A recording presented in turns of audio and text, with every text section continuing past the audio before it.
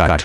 সে অনুভব করল তার জীবনে কিছুই স্থায়ী নয়, আর তার মা প্রতিনিয়ত তার জন্য দোয়া করেন, কিন্তু সে তার দায়িত্ব ঠিকভাবে পালন করছে না। একটি গুরুত্বপূর্ণ ঘটনা। কয়েকদিন পর গ্রামের পাশের একটি শহরে আমি কিছু কাজের জন্য যাচ্ছি। হঠাৎ পথে তার গাধাটি অসুস্থ হয়ে পড়ে এবং চলতে অক্ষম হয়ে যায়। গ্রাম থেকে অনেক দূরে থাকা অবস্থায় সে দিশেহারা হয়ে পড়ে। পানি এবং খাবারও ফুরিয়ে যাচ্ছিল। তখনই তার মায়ের কথা মনে পড়ে গেল, যখন কোনো বিপদে পড়ো, আল্লাহর কাছে সাহায্য চা, তিনি তোমার দোয়া শুনবে। কোনো উপায় না দেখে আমি প্রথমবারের মতো গভীরভাবে আল্লাহর কাছে দোয়া কর। তার চোখ দিয়ে পানি গড়িয়ে পড়ল।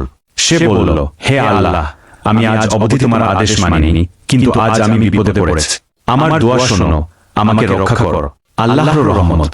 দোয়া শেষ করার কিছুক্ষণ পরেই হঠাৎ দূর থেকে এক বেদুইন দেখা দিল। তিনি আমিরের কাছে এসে জানতে চাইলেন সে কি সমস্যায় পড়েছে। আমির তার সমস্যার কথা জানাল। বেদুইন তার গাধাকে পানি ও খাদ্য দিল। গল্পের পরের